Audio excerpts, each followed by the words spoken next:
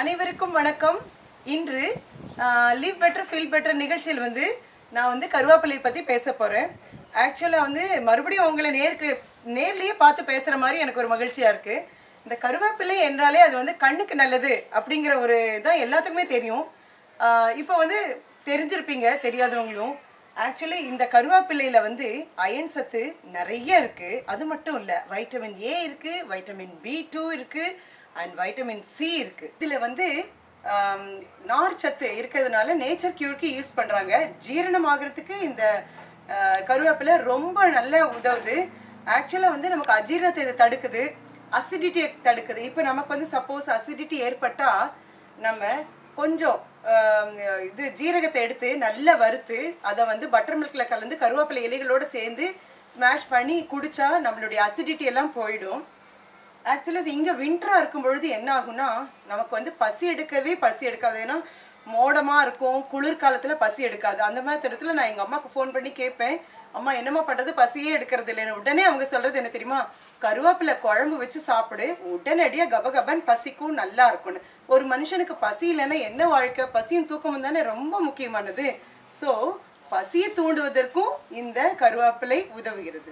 வெறும் வயிற்றில் இந்த கருவேப்பிலையோட 2-3 இலைகளை நல்ல வாயில மென்று சாப்பிட்டால் அது சக்கரை வியாதியை தணிக்கக்கூடியது, அதாவது குறைக்கக்கூடிய நல்ல ஒரு மருத்துவ குணம் வாய்ந்ததுன்னு சொல்றாங்க. நிறைய பேர் அதை அந்த சாப்பிட்டு அதனுடைய பலனை கண்டிருக்காங்க. ஸோ அதற்கும் சக்கரை வியாதி உள்ளவங்களுக்கும் இது ரொம்ப நல்லது. நார்ச்சத்து இதுல நிறைய இருக்கிறதுனால நம்ம பருமனை குறைக்கக்கூடிய ஆற்றல் இந்த கருவேப்பிலைக்கு நிறைய இருக்கு. ஆக்சுவலா இதை பல வகையில நம்ம யூஸ் பண்ணலாம். கருவேப்பிலை பொடியா பண்ணலாம். இப்போ இது சின்ன ஒரு செடியா இருக்கு. இது கொஞ்சம் பெரிய நல்ல மரமானதுக்கு அப்புறம் நிறைய இலைகள் விடும். அப்போ அதை எடுத்து வச்சு நல்லா வறுத்து கருவேப்பிலை பொடியா மாற்றி நம்ம நிறைய கருவேப்பிலை இருக்கும்போது நம்ம யூஸ் பண்ண முடியும். கருவேப்பிலை சட்னி வேணும்னா www.rajathifamilykitchen. அதில் போயிட்டு நீங்கள் எபிசோட் 10ல் பார்த்தீங்கன்னா அதை எப்படி நம்ம அந்த சட்னி பண்ணுறதுங்கிறத பற்றி எக்ஸ்பிளைன் பண்ணியிருப்போம். அதை பார்த்து தெரிஞ்சுக்கோங்க. அது கருவேப்பிலை குழம்பு, சட்னி, கருவேப்பிலை பொடி, அது மட்டும் இல்லை, எந்த வகையான சாப்பாடிலும் கருவேப்பிலையை நம்ம போடும் பொழுது ஸ்பைஸோடு சேர்ந்த அந்த கருவேப்பிலை மனம் ஆஹா ஓஹோன்னு அப்படி கிச்சனையே தூக்குற அளவுக்கு அந்த அளவுக்கு அரோமா இருக்குதுல. இன்னும் பலவிதமான ஆர்டிக்கிளோட இந்த கருவேப்பிலை பற்றி ஏற்கனவே நாங்கள் அந்த ஆர்டிக்கிளில் கொடுத்துருக்கோம்.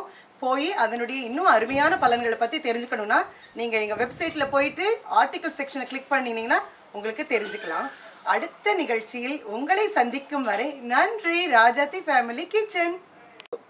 If you want to know the English translation of this speech, you can visit our website www.rajathifamilykitchen.com on the article section.